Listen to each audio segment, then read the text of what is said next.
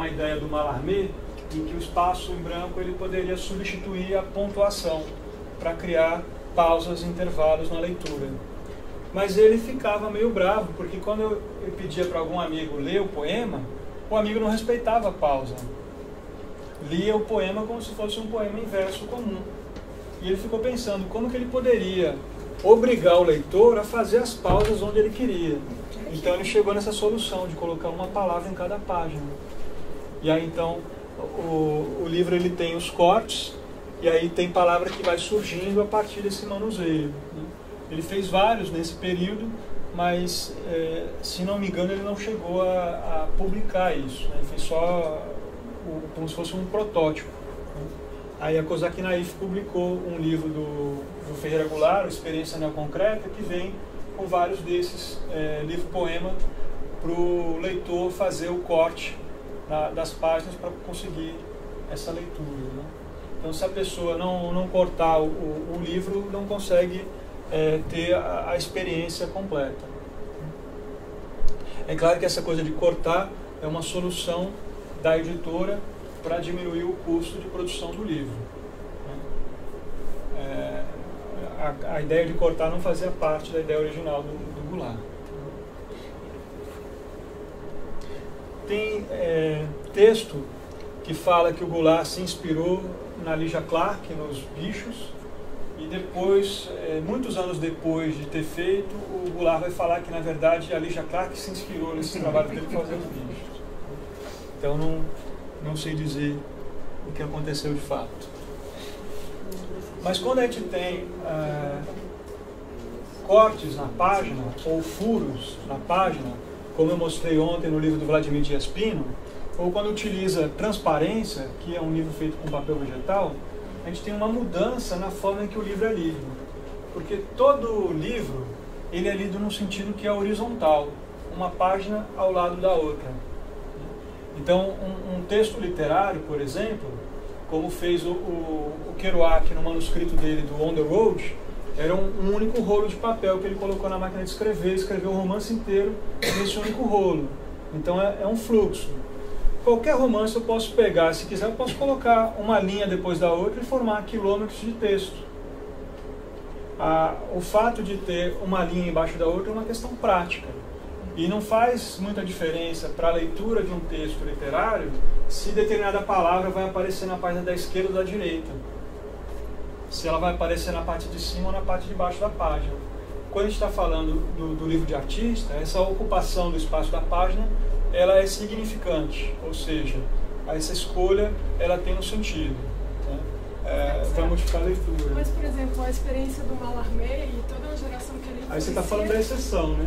Não, mas toda a geração que ele influencia faz toda a diferença de onde a palavra está. Sim, aí eu estou falando, o exemplo que eu usei são de escritores, obras literárias, de poesia, de prosa. É isso, de prosa. De prosa. Experiência como o Catatal, várias outras que podem ter, né, esse outro, que faz diferença também, né? Eu não sou tão convicto assim, porque você pega a primeira edição, a segunda, a terceira, tem diferença na paginação. Então, se isso fosse fundamental, não tinha diferença nenhuma entre uma primeira e uma segunda edição. Quando você está falando de livro de artista, você não tem essa diferença de uma edição para outra. Quando você está falando de obra literária, tem. O editor tem autonomia para mudar, fazer do jeito que ele quiser. São poucas as que o editor vai respeitar ali o manuscrito do autor e vai manter essa questão da paginação. Por exemplo, ontem a gente estava conversando com algumas pessoas, né? Se a gente fala de livro-objeto no meio de um grupo de artistas, esses artistas vão pensar logo em livro escultórico. Se eu falo livro-objeto e do pessoal do design gráfico, eles vão pensar em outro tipo de produto. Que não tem nada a ver com livro-objeto, com livro escultórico, com a materialidade do livro. E se eu falo isso entre um estudante de um curso de letras que tenha estudado Michel Butor, que tem um texto com esse título Livro-Objeto, ele vai falar de Rabelais, vai falar de vários autores que são muito anteriores ao que a gente convenciona chamar de modernidade, mas que já fazia experimento com o livro. Mas aí ele pega em 5 séculos 10 exemplos. Então não é uma coisa que é constante. não uma característica. No livro de artista isso é uma característica. Qualquer um que você pegar, você vai encontrar essa característica. Então, toda obra literária, no sentido da prosa, você poderia modificar essa forma de apresentação que não modifica a essência. Tanto é que existem os textos literários em audiolivro. O livro de artista não tem como traduzir para um outro meio, porque se você traduz para outro meio, você está criando uma obra nova. Se eu transformo o livro de artista em um vídeo, é uma outra obra, não é um livro de artista. Se eu transformo o livro de artista numa instalação, é uma outra obra que deriva de um livro de artista. Mas... E quando a gente coloca a transparência ou o corte, a gente introduz um outro sentido de leitura, que é uma leitura em profundidade, que não existe no texto de prosa. O que é a leitura em profundidade? Eu consigo ler mais de uma página ao mesmo tempo. No texto de prosa isso não costuma acontecer. Então aqui ele vai produzir o efeito da distância das montanhas por conta da transparência do papel. Então conforme vira as páginas, surgem novas montanhas, as montanhas que estavam mais longe ficam mais próximas. O único texto que tem ali é o título ali na capa e no final um colofão. É um livro puramente visual também. Também é um livro pequeno, deve ter uns 10 centímetros de altura. Então, quando a gente vai falar de livro em geral, a gente pode pensar ele a partir da estrutura e composição do livro, e aí são elementos que fazem parte de qualquer livro. A encadenação, as páginas, o texto ou imagem e virar a página. Mas no caso do livro de artista, esses elementos eles são fundamentais para a experiência do livro, né? Então, às vezes a escolha da encadenação é determinante para o tipo de obra, para o tipo de experiência que vai ser colocada. Na obra literária isso é irrelevante, né, na maior parte dos casos, né?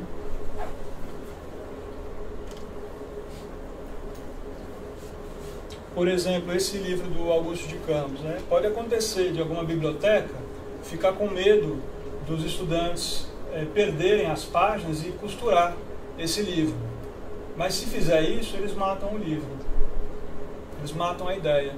Porque esse livro, Colido ao Escapo, isso aqui é uma página dupla dele aberta, são várias folhas soltas dentro de uma pasta, um portfólio.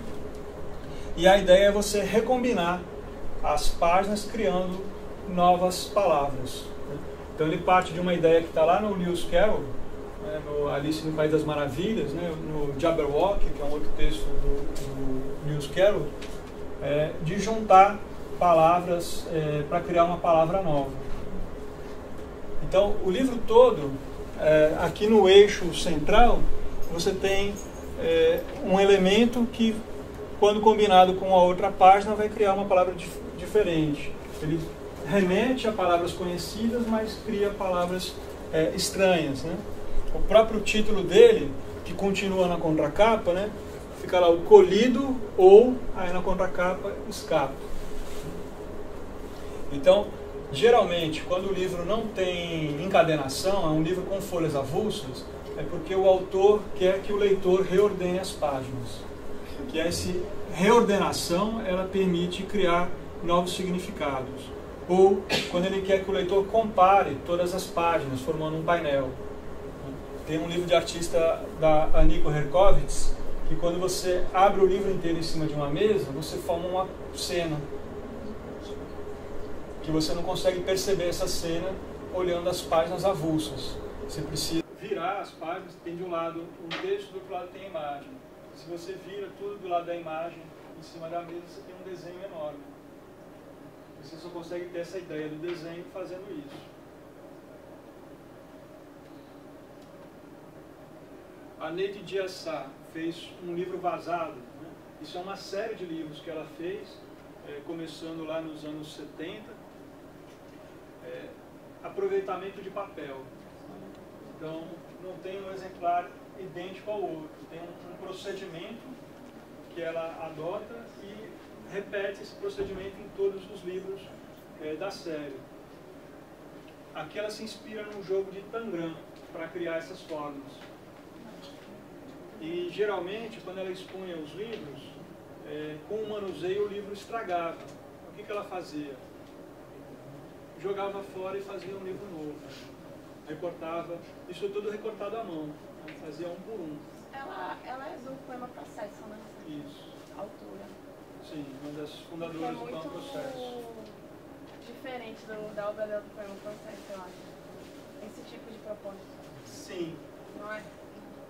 É e não é, porque essa questão da leitura, de você poder recombinar as páginas e criar uma nova configuração, tem muito a ver com o Poema Processo. A questão da leitura, né? Aí tem livros dessa série, livro vazado, que é encadenado em espiral.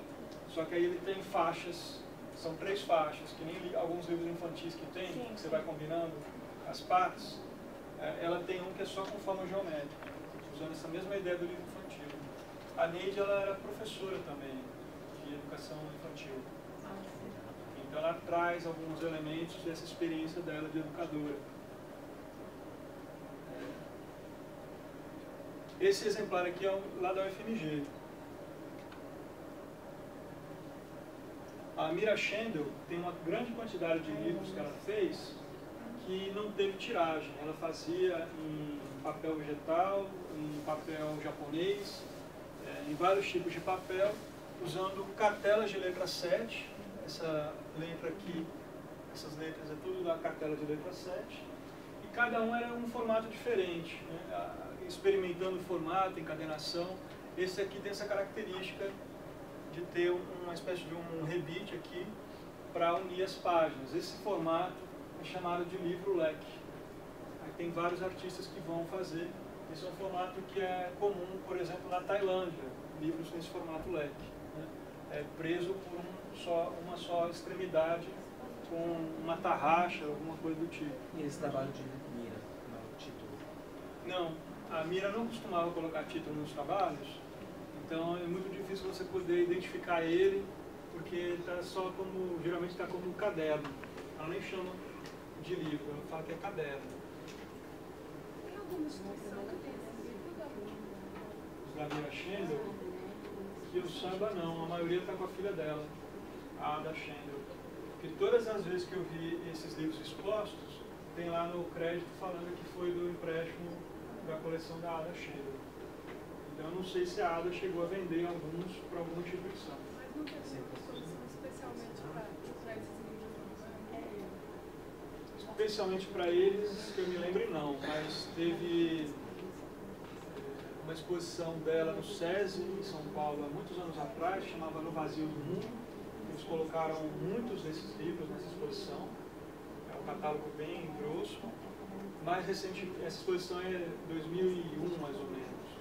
Mais recentemente, na Pinacoteca de São Paulo, teve uma retrospectiva da Mira Schendel, que eles colocaram uns 10, 12 desses cadernos em exposição numa vitrine, e aí tinha um vídeo, era até estranho, assim, que eles fizeram,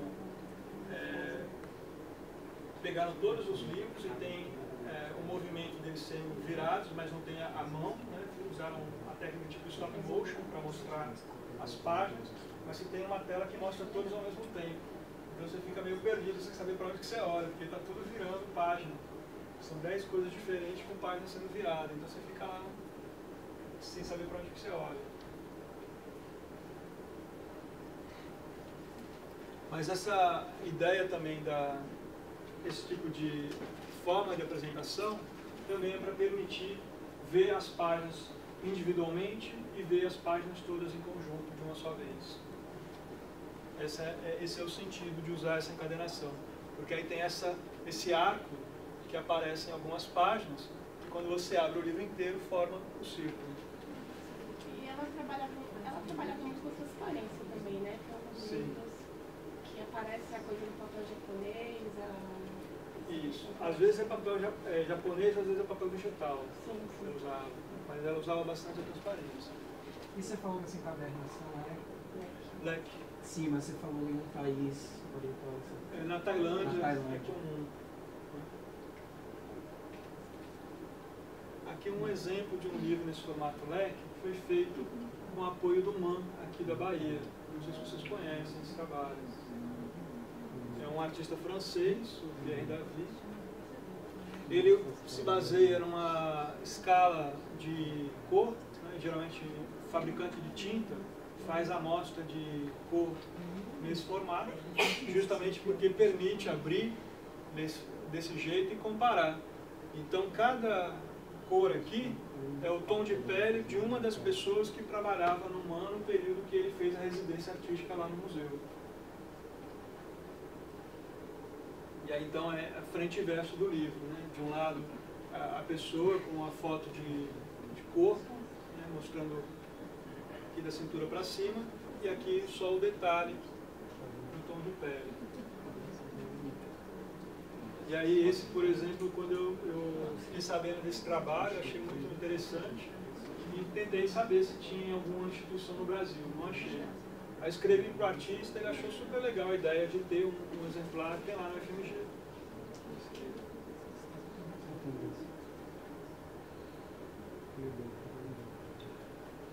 Aí um outro exemplo dessa questão da encadenação. O Eric Wattier é um artista francês, ele tem uma série de trabalhos que chama Paisagem com um atraso, Paisagem avec retard, que são essas cenas aqui.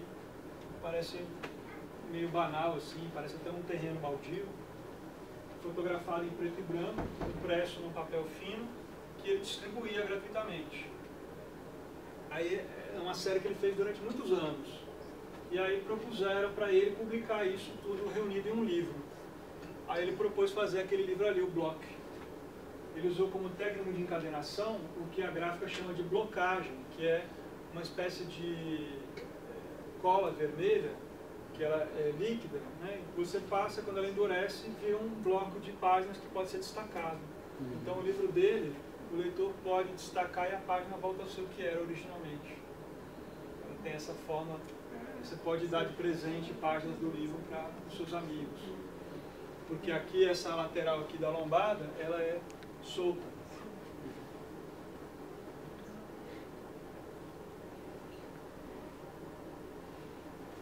Aqui é um trabalho da Martelion, que aí utiliza essa forma de encadenação, que a gente chama de encadenação mecânica, que é a encadenação usando um acabamento em espiral. Quando é esse espiral aqui duplo, né, a gente chama de Wariou. Aí, como dá para ver nessa imagem aqui, foi o livro encadenado dos dois lados. Aí vocês se perguntam, por que ela encadenou dos dois lados? Né? Não dá para abrir? Dá para abrir. Porque não são todas as páginas que receberam o furo. Ela resgatou de oficinas tipográficas no México os clichês usados para imprimir cartazes anunciando luta livre. Então o livro foi impresso com o que tem aqui de texto em tipografia, o que tem aqui de figuras é clichê tipográfico.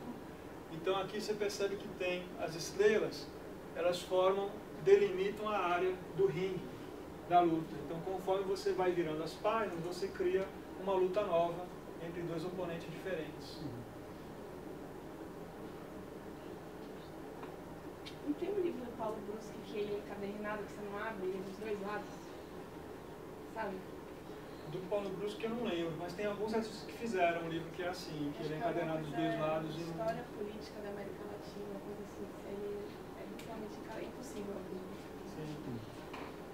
Tem um outro artista brasileiro que chama Wagner Dante Velloni, ele tem um que chama Verso Reverso, que também é assim, encadernado dos dois lados, não tem como você abrir.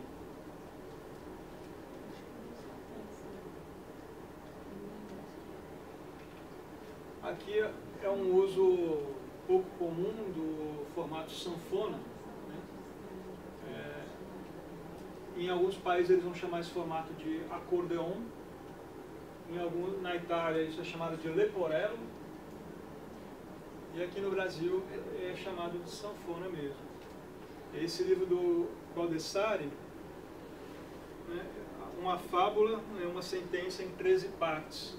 Então, em cada página ele tem uma imagem associada com um texto, e conforme você abre o livro em uma direção ou outra, você cria uma combinação diferente entre texto e imagem e cria uma narrativa nova. Aqui tem uma outra imagem dele, com um detalhe. O Baldessari tem uma característica, ele foi professor do Richard Prince, da Barbara Kruger, de vários artistas que se tornaram famosos em meados dos anos 70, uma geração que ficou conhecida como Picture Generation, porque eles trabalhavam com apropriação de fotografia. O Richard Prince, ele refotografava anúncios do cigarro Marlboro que aparecia o cowboy. E como era uma coisa muito icônica, não precisava nem escrever a palavra Marlboro, porque todo mundo sabia que aquilo ali era a página do anúncio. O Baldessari, ele morava em Los Angeles, ele ia até Hollywood e pegava no latão de lixo restos de filme B, que tinha sido descartado. E ele levava para casa, revelava esses negativos e catalogava eles por tema, para poder utilizar em trabalhos. Então, tem um vídeo curto que fizeram recentemente, com a narração do Tom Waits, com uma retrospectiva do Baldessari, que ele vai falar. Ele tem lá uma pasta com fotos de cowboys, tem uma pasta com cowboys tomando de um pintor comum. E aí ele vai influenciar muitos artistas a trabalhar também dessa maneira, de se apropriar de imagens, de reorganizar as imagens, ressignificá-las. Aqui uma dupla, um artista e um escritor, o Boltanski com o Jacques Roubaud. O Roubaud é um poeta e matemático do grupo Oulipo, aquele grupo que eu comentei, do qual fazia parte o Ítalo Calvino, o Raymond Queneau e outros escritores, poetas. Nesse trabalho aqui, os conjuntos, olha que interessante, a capa e a contracapa. A primeira metade aqui é o rosto do Boltanski. E essa outra parte aqui é o Roubaud. Então ele junta o rosto dos dois, formando um novo rosto.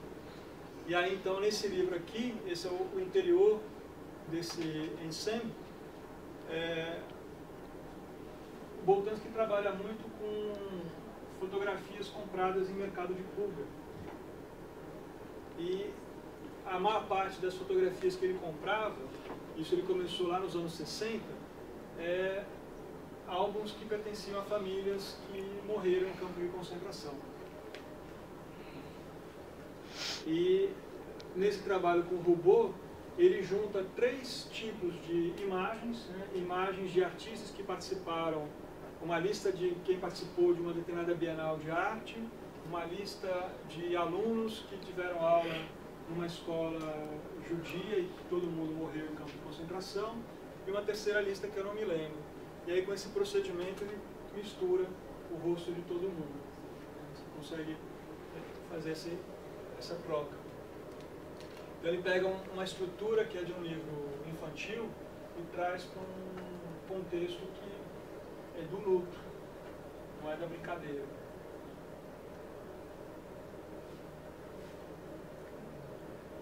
E depois os dois juntos vão fazer um outro livro com essa mesma ideia, só que esse aqui não tem um corte na página.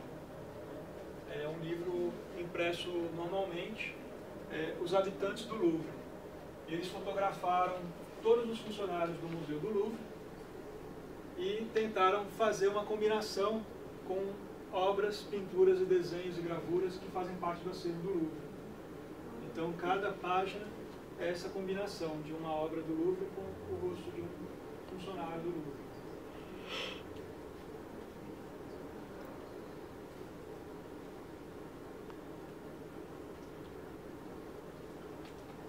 Um outro exemplo da escritura, como que ela determina a narrativa, né?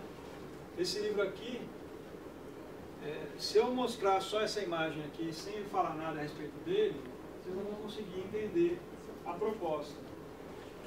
Mas se vocês pegarem ele na mão, vocês vão entender muito rapidamente como que ele funciona. Esse artista é um holandês, que eu comentei ontem, que tem uma livraria em funcionamento até hoje, a Boekhoek, em Amsterdã, especializado em livro de artista. Ele utiliza um procedimento que é o mesmo da separação de cores da serigrafia, mas para fazer a separação de cores no offset. Por isso que a cor tem essa característica diferente de uma página impressa comum, né? Então ele tem lá um fundo aqui amarelo, sobreposto esse amarelo tem um azul que vai dar esse tom de verde aqui. E o livro dele é um livro que é relativamente barato, mas você compra páginas, quantas páginas você quiser. Vende por página. Ele vende por página. E aí ele é muito simples. Basicamente são duas folhas tamanho A4, frente e verso. Em uma das folhas tem aquela imagem de um homem parado na rodovia, perto de um ponto de ônibus, sentado em cima de uma mala. Na página do lado, ou seja, na mesma folha, tem aqui essa cena de um ônibus se aproximando. E tem essa outra folha, que na frente, no verso dela, mostra só a estrada com o campo no lado. Então, quanto mais páginas eu comprar ali dessa folha do meio, maior o tempo de espera do sujeito. O nome do livro em holandês é A Espera.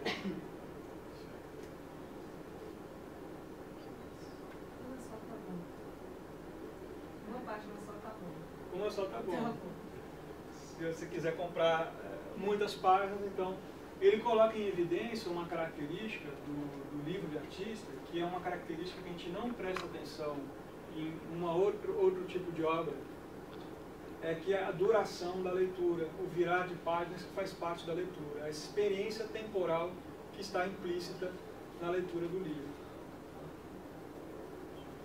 Porque o Carrion, ele vai destacar que o livro de artista, ele é uma superfície, uma estrutura que é temporal e espacial ao mesmo tempo. Ele tem essa característica. Ele fala, né, o livro é uma sequência de espaço.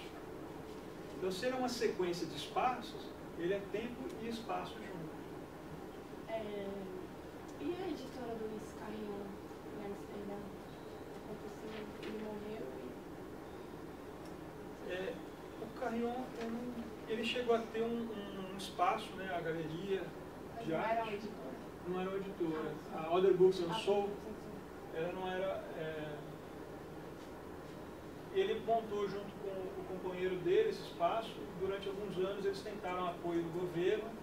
Quando o governo decidiu falar, não, agora a gente apoia, ele já tinha desistido de manter.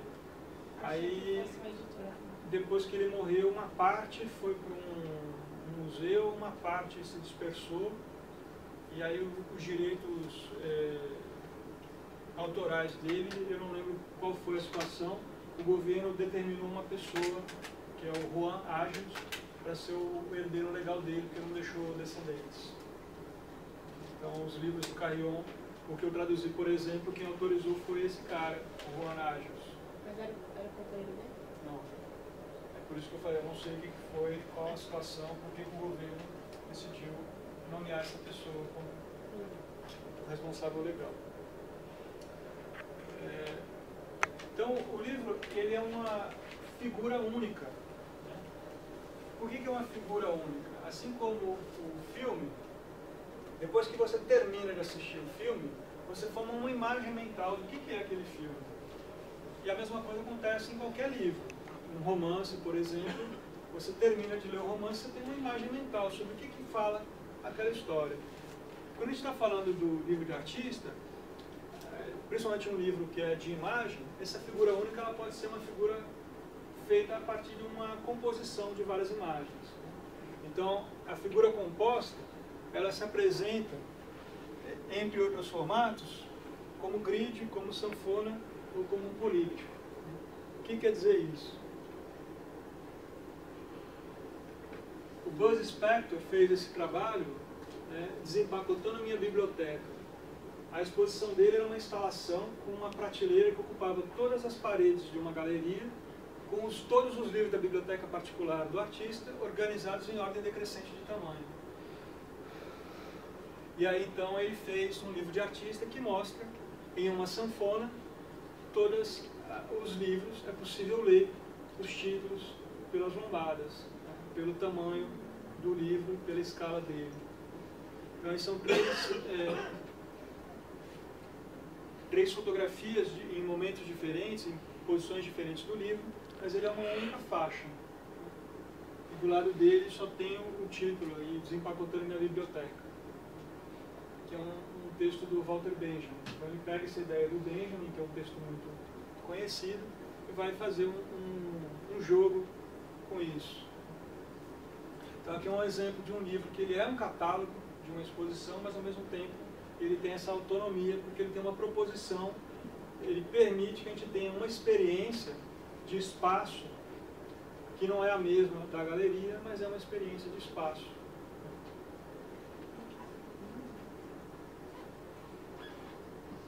O Maurizio Nanucci, cada país que ele visita, ele fotografa o Jardim Botânico. E aí ele fez esse livro, 60 Verdes Naturais, com fragmentos de jardins botânicos do mundo todo. Mas ele não identifica. Ele fala quais são os jardins botânicos, mas ele não fala se essa foto foi feita no Rio de Janeiro, se foi feita na Austrália. O que interessa mais aqui é você poder comparar esses tons de verde. Então, quando a gente tem uma escultura como essa, que é uma grade, né, ou grelha, ou hoje em dia as pessoas costumam usar mais o termo em inglês, um grid, né, é a ausência de narrativa. Por quê? Porque tradicionalmente, né, mesmo a maioria das pessoas tem a tendência a dizer que a gente faz a leitura de imagem começando da esquerda para a direita, de cima para baixo. E por conta dessa ordem de leitura, a posição da figura na imagem, ela também pode ter uma importância. Na Idade Média, no centro da imagem, era o rei, era o santo mais importante. Essa posição da figura na página tinha a ver com uma hierarquia. Então isso tem a ver com a narrativa. Tem um começo, meio e fim. Quando você tem o grid, o que está no meio não é mais importante do que está aqui embaixo. Não existe hierarquia, não existe começo, meio e fim, porque eu posso trocar qualquer um deles de posição que não modifica a minha experiência de forma substancial. Então essa estrutura do grid, ela vai ser muito utilizada na arte nos anos 60, como uma espécie de reação ao que eles chamavam de excesso de narrativa na arte visual. Porque a gente tem aí mais de 1000 anos de história da arte muito vinculada à narrativa, ou ao texto da Bíblia, ou ao texto da mitologia grega, ou ao texto de algum clássico da literatura.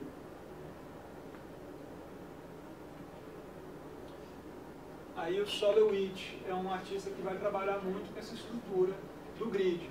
Inclusive o título do trabalho é Photogrids. Então, ele faz o livro no formato quadrado para poder colocar em evidência esse grid formado por 9 quadrados. E aí cada página é uma tipologia diferente de grid. Né? Tampas de bueiro, uma One Page Magazine, uma revista de uma página só. Esse artista, ele pega a revista The Economist, a revista Time, e ali a primeira é a revista Vogue, e ele copia todos os anúncios da revista e reproduz na mesma posição que foram publicados originalmente. Então transforma a revista inteira em uma única página só com esses anúncios, para mostrar o espaço que o anúncio ocupa em cada uma delas. Então ele não mexeu no tamanho do texto nem nada.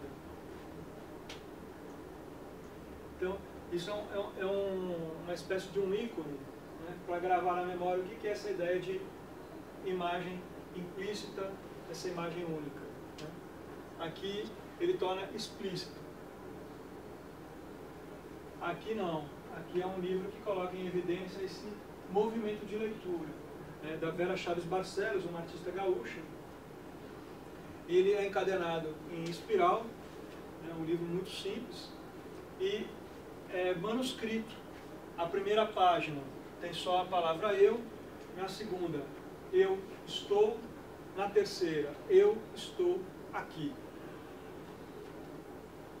Aí depois, eu estou aqui presente agora, olhando este texto. Com cada palavra aparece uma página. Então você tem uma experiência ali de duração desse texto. Né? Sentindo-me aqui, meus pés no chão, movo-me lentamente, defronte a cada folha, e meus olhos passeiam atentos. As palavras que se sucedem, que se repetem e que se completam na busca de um todo, que tenha um sentido, que tenha um começo, que tenha um meio e um fim. Aí a última página é que aparece a palavra fim. Quando esse livro foi lançado, ela fez uma performance, que ela fazia a leitura desse livro. E aí, quando ela concluiu a performance, ela convidou as pessoas presentes, se quisessem, fazer ali, diante dos outros, a sua própria leitura desse livro. Mas era único? Mais interessante do que ser um livro único ou múltiplo, ela fez um livro com edição ilimitada. Ou seja, enquanto ela tiver vontade de continuar produzindo, ela produz. Sim. Mas ela publicou para alguma editora? Não, ela publicou por conta própria. E eu essa narrativa, esse texto... É isso. É isso. A capa é uma capa neutra, que a gente chama de capa neutra. É uma capa que não tem nenhum texto, nenhuma imagem, é só aquela encadenação tradicional de copiadora, sabe? Tem o plástico vermelho. Essa é a capa do livro. Aí eu fiz uma reedição do livro recentemente, mas já esgotou. Eu fiz acho que 50 exemplares. Reedição por quê? Porque essa encadenação original que ela usou não existe mais. Eu pelo menos não encontrei nenhum lugar que fizesse. Então eu propus para ela de fazer uma reedição com a capa, uma capa dura, que não fosse essa de plástico, uma encadenação Wire-O, que é uma encadenação que é comum hoje, como se fosse uma atualização. E aí ela gostou muito da ideia. Ela mandou para mim os originais. Mas qual é o número da edição, dessa reedição? Eu fiz 50. Não, e ela tem um controle disso para mudar a tiragem? Sim. Ela numera. 1, 2, 3, ela só não coloca 1/50, 2/50. E as pessoas se espantam. Como é que vocês têm esse livro aqui? Porque ele foi reeditado. Ele estava custando $1.000 e agora custa $15. Esse aqui é um livro do Júlio Plaza, chamado Poética Política. Ele é muito interessante, que ele tem duas narrativas. O livro você pode começar ele por qualquer um dos lados, então cada lado tem uma narrativa diferente, e aí no meio ele tem uma figura que ela pode ser lida de dois sentidos. De um lado ela parece um capacete, do outro lado ela parece um cadeado. Então ela te sugere virar o livro e continuar a leitura da outra metade dele. Então ele tem esse nome ambíguo, Poética Política, mas a maneira que está escrito você não sabe se você lê primeiro Política Poética ou Poética Política. E aí no meio ele tem uma figura que ela pode ser lida de dois sentidos. De um lado ela parece um capacete, do outro lado ela parece um cadeado. Então ela te sugere virar o livro e continuar a leitura da outra metade dele. Então ele tem esse nome ambíguo, Poética Política, mas a maneira que está escrito você não sabe se você lê primeiro Política Poética ou Poética Política. Aí eu escolhi uma das sequências do livro para mostrar. Vamos ver se alguém consegue identificar o que é isso aqui.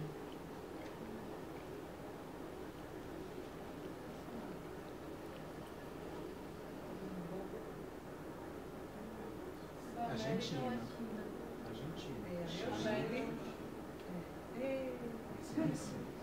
Ele refaz o mapa da América Latina, mostrando cada página um país diferente. Mas a posição de cada um corresponde à posição dele em relação aos outros, dentro do mapa. Então, a gente só consegue formar o mapa inteiro mentalmente. Que é o que eu estou falando da imagem implícita. A imagem que é formada mentalmente, depois de ver a sequência de páginas. Isso é um conceito de que área?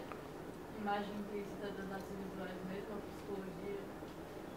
Não sei dizer. Eu vi o Kate Smith falando disso. Assim. Eu achei que faz sentido para pensar o livro de artista. Eu lembrei de Gestalt. Tem a ver, sim.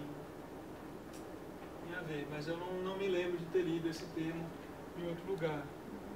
Não quer dizer que não tenha, só não li, não conheço. Aqui também é um exemplo interessante. É uma revista de arte dos anos 90 que convidava um artista para criar um trabalho para as páginas da revista. Então, não é simplesmente a reprodução do trabalho, mas é uma proposta para... o trabalho é aquele conjunto de páginas.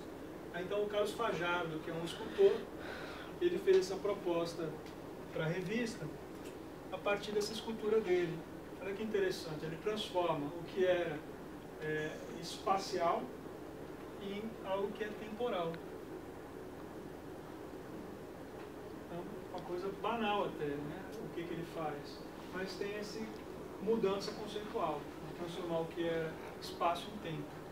Porque eu não tenho a imagem inteira da escultura, eu só tenho fragmentos, então eu preciso do virar das páginas para conseguir ter essa imagem completa. Essa é uma artista da Iugoslávia, a Vesna Pavlović. Essa imagem da capa é de um manual de ensino de desenho do Japão, que vai trabalhar com a ideia de metonímia, né? A parte pelo todo. Como que você representa um objeto sem precisar mostrar ele inteiro, mas escolhendo elementos importantes. Aqui é como se fosse a chave de leitura para o livro, falando do processo dela de construção do livro. Ela encontrou essa fotografia de praia, é uma foto do início do século XX, e ela recortou essa foto, digitalmente, provavelmente, não recortou o objeto. Em cada página ela apresenta um fragmento da foto. Vesna Pavlović.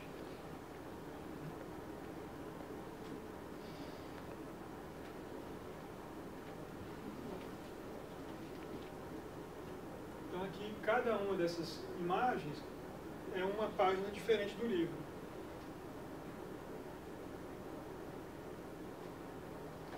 Só que quando chega nessas imagens, a gente fala assim, puxa, mas eu não lembro de ter essa imagem naquela foto. Mas aí se a gente volta lá, aqui em cima está o menininho sozinho. Então ela modifica a nossa percepção dessa fotografia com esse processo de seleção.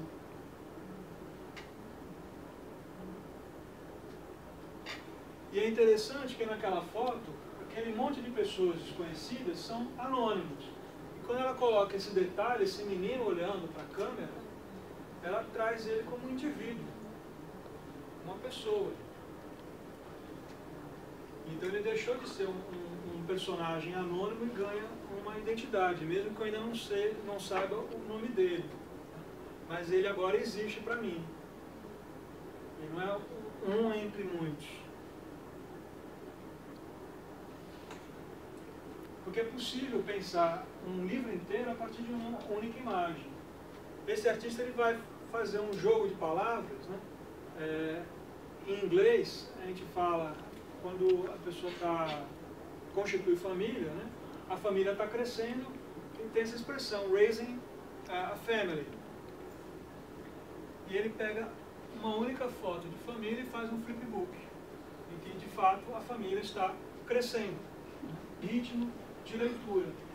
Porque se eu tenho a repetição sempre igual, eu tenho um ritmo. Se eu tenho variação, eu tenho outro ritmo. Geralmente, a gente costuma sentir mais atraído por um trabalho que não é previsível, o ritmo dessa apresentação. E quando se torna muito previsível, a gente fala, eu já sei o que vem depois, aí costuma até deixar o livro de lado. Quando tem um elemento de surpresa, cada vez que a gente vira a página, a gente quer ver o livro até o fim para ver o que vai acontecer. É a mesma coisa de filme, assim, quando você começa a descobrir muito facilmente o que vai acontecer, chega uma hora que perde a graça o filme. Uma diferenciação entre série e sequência. Essa ideia, grupo, série e sequência, está no livro do Kate Smith que eu comentei, a estrutura visual do livro de artista. Isso mudou a minha maneira de entender o livro, essa ideia de grupo, série e sequência. Então, o grupo é o mais autoexplicativo, né? Quer dizer, quando eu tenho várias fotografias de gato, eu tenho um grupo. E aí a forma que eu vou apresentar essas imagens, não necessariamente existe uma hierarquia entre elas, são só fotos de um animal que é do mesmo tipo. Então esse livro do Andy Warhol, por exemplo, as imagens individuais fazem parte de um grupo, são embalagens de brinquedos da coleção particular do artista. Isso foi publicado como catálogo de exposição, acompanhando uma exposição chamada Children's Painting, Pinturas para Criança. E o livro chama Andy Warhol Children's Book, o livro para crianças do Andy Warhol. Então, como é um grupo, se eu trocar de lugar as páginas, não vai ter uma diferença na minha interpretação desse conjunto. Não muda de forma significativa. É claro que é interessante quando a gente coloca aqui nessa página o cachorro, ao invés de colocar nessa, tem um efeito como se o cachorro estivesse olhando aqui para o robô. Se ele estivesse na página aqui da direita, não teria esse mesmo efeito de um diálogo entre essa página e a outra. Então, quando a gente tem um livro que ele é um grupo, a gente pode pensar assim, se fosse uma viagem, seria como viajar de carona, entrando em qualquer carro e indo para qualquer lugar. Você não sabe para onde vai, não tem muita diferença se eu estou indo para A ou B. O mais importante ali é esse percurso, né? Mas não tem ali um ponto A e um ponto B pré-definido, né? Tem a partida, mas a chegada não está definida. Quando a gente fala em série, a gente tem um movimento encadeado, que aí você tem uma viagem que você faz que tem um ponto A e um ponto B. Eu posso viajar daqui de Salvador para Belo Horizonte por N caminhos diferentes, mas eu sempre tenho um ponto de partida e um ponto de chegada que já está pré-estabelecido.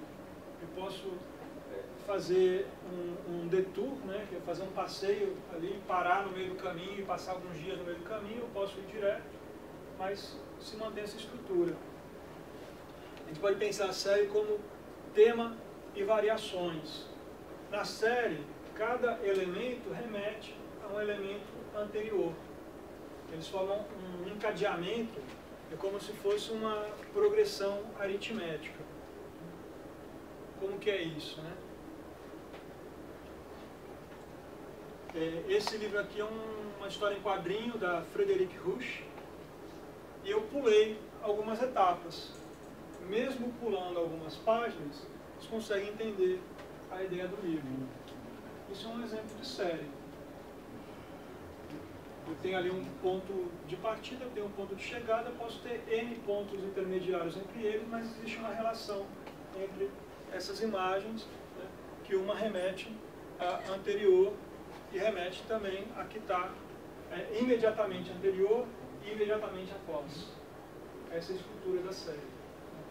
A série, então, eu posso a partir de um grupo criar uma série. Como que eu crio uma série? Organizando essas imagens a partir de um determinado critério. Eu vou mostrar alguns critérios, né? O mais comum é prioridade.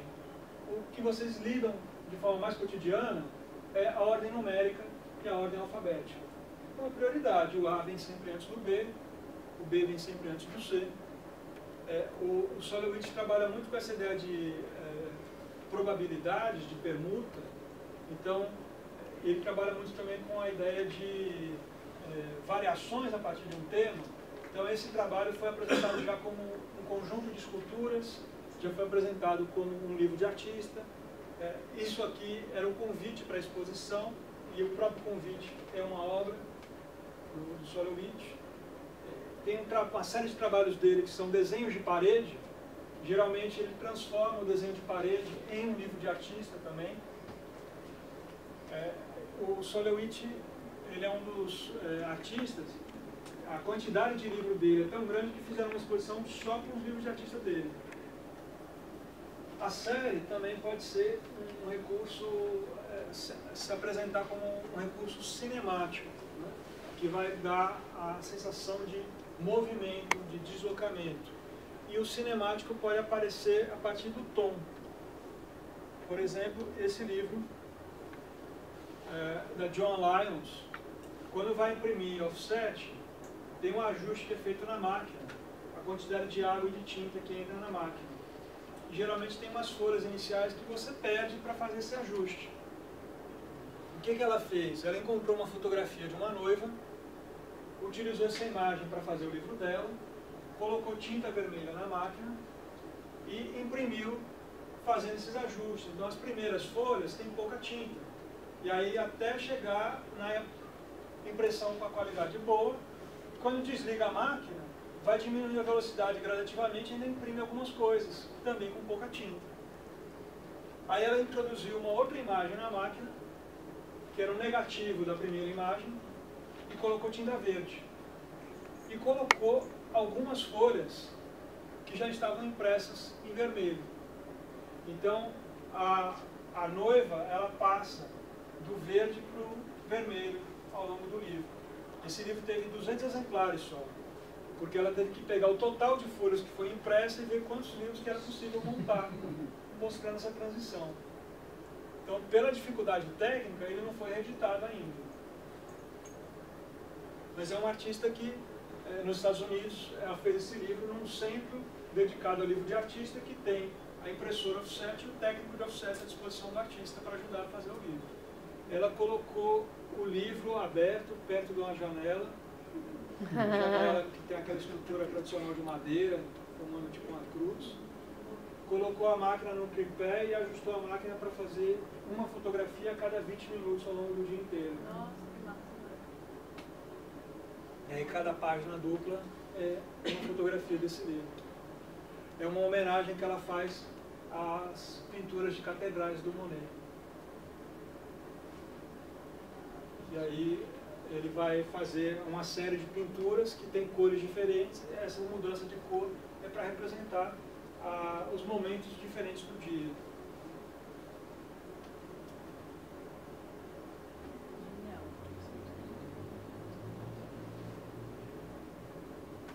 Aqui um livro do Dieter Roth, As 246 Pequenas Nuvens. Aí entra também a questão técnica.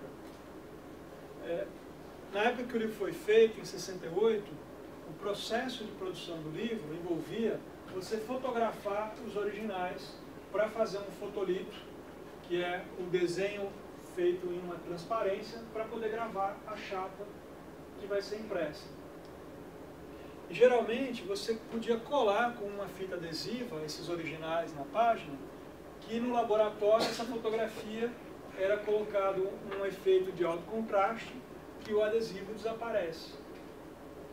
Ele pediu para não colocar o alto contraste, para manter esse adesivo mostrando a construção da imagem, e ele deu uma instrução de que no laboratório onde essas imagens seriam fotografadas, o fotógrafo deveria colocar uma fonte de luz que deveria mudar 1 grau para cada página, até chegar os 180 graus, como se fosse o sol percorrendo o horizonte ao longo do dia. Então, nas primeiras nuvens, você tem aqui a sombra do lado esquerdo. No final do livro, a sombra está aqui do lado direito. Então, cada pedaço de papel é uma das nuvens que ele fala. Outra maneira de pensar a série cinemática a partir da escala. Então, essa também é uma mais óbvia. E aí eu coloquei um primeiro exemplo que é textual. O Alighiero Boetti, junto com a Suzanne Boetti, a esposa dele, fizeram um livro que tem mais de 500 páginas, classificando os 1000 rios mais compridos do mundo, em ordem de tamanho. E aí então tem os nomes dos rios, o comprimento e uma descrição falando onde que é a nascente, né, a foz e tal.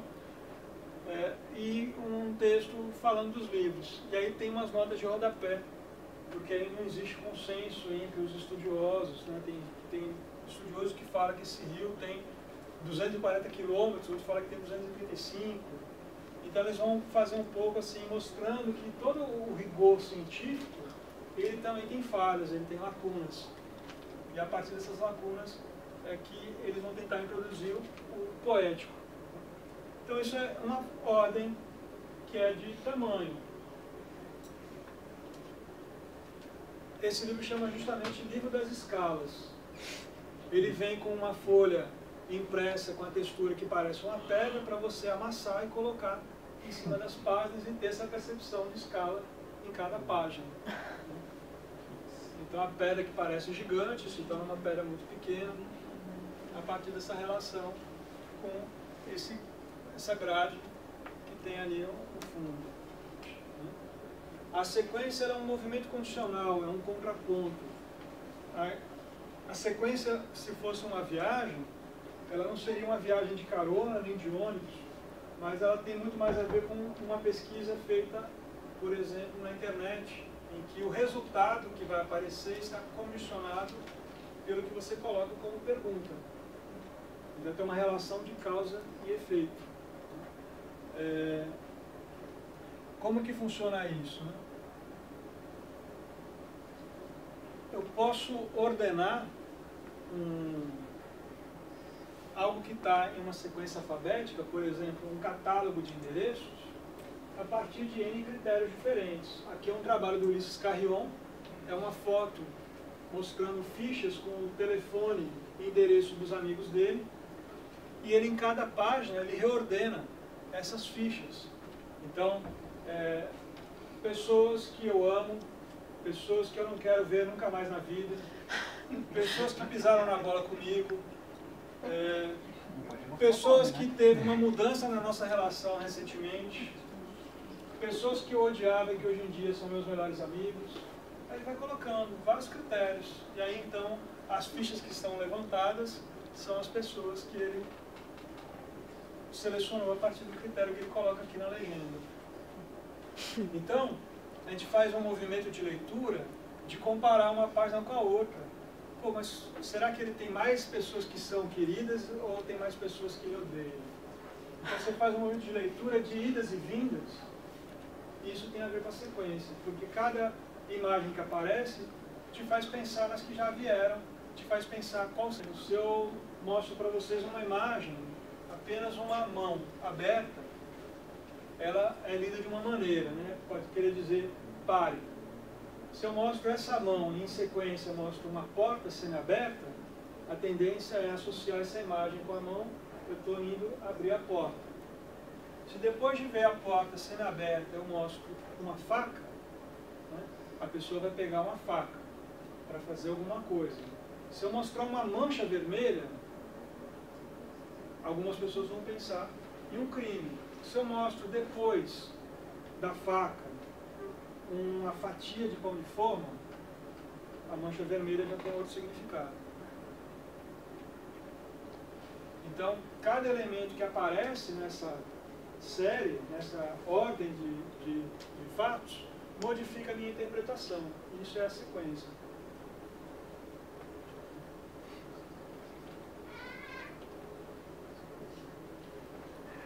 Então aqui, por exemplo, o efeito da sequência tem a ver com a organização. Esse é uma enciclopédia marciana da arte terrestre. É o volume 8 do Museu Marciano de Arte Terrestre.